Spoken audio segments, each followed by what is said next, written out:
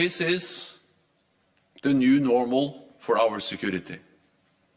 Peace cannot be taken for granted. Freedom and democracy are contested by authoritarian regimes, and strategic competition is on the rise.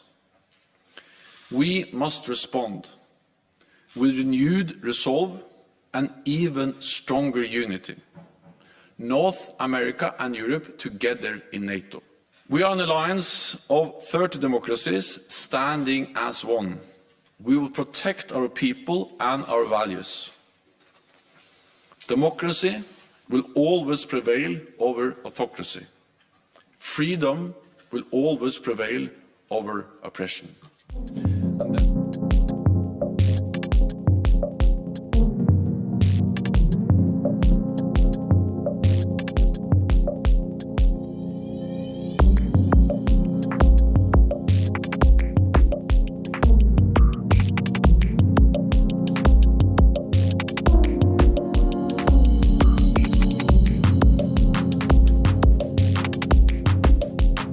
Russia has attacked Ukraine. This is a brutal act of war. Sadly, what we have warned against for months has come to pass. Despite all calls on Russia to change course and tireless efforts to seek a diplomatic solution, peace on our continent has been shattered.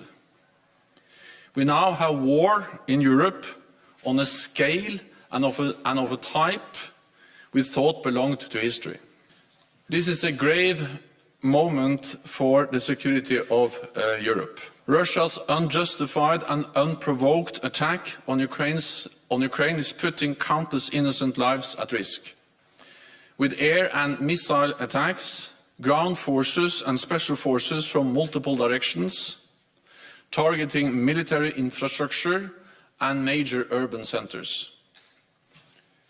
This is a deliberate, cold-blooded and long-planned invasion.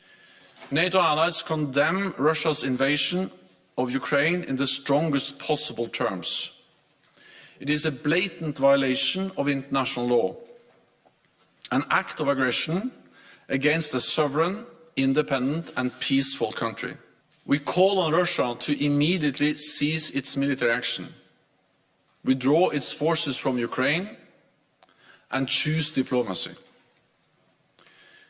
We fully support Ukraine's sovereignty and territorial integrity and Ukraine's right to self-defense. Russia is using force to try to rewrite history and deny Ukraine its free and independent path. NATO's core task is to protect and defend all allies. There must be no room for miscalculation or misunderstanding. An attack on one will be regarded as an attack on all. This is our collective security guarantee. Today, the North Atlantic Council decided to activate our defense plans at the request of our top military commander, General Todd Walters. This is a prudent and defensive step to protect and shield allied nations during this crisis. And it will enable us to deploy capabilities and forces, including the NATO response force, to where they are needed. In response to Russia's massive military build-up, we have already strengthened our collective defense, on land, at sea and in the air.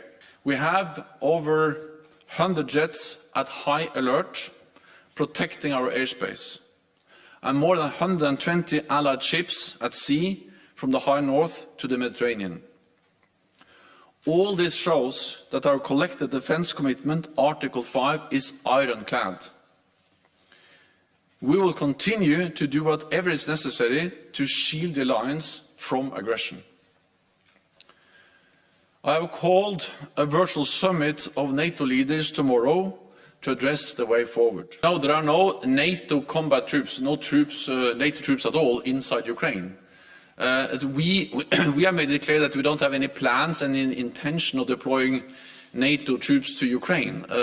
What we have made clear is that we have already increased, and we are increasing the presence of NATO troops in the eastern part of the alliance on NATO territory. Ukraine is a highly valued partner. We have supported Ukraine for many, many years. We helped them to build a more modern, capable armed force, military. We have helped them to train, equip, and in many different ways strengthen their armed forces. We help them with cyber defenses, NATO and NATO allies in different ways. But we don't have NATO troops in Ukraine, and we don't have any plans to send NATO troops into Ukraine. But we are there to protect and defend all NATO allies. So we support Ukraine. We provide absolute security guarantees for NATO allies. And we demonstrate that commitment by increasing the presence in the eastern part of the alliance.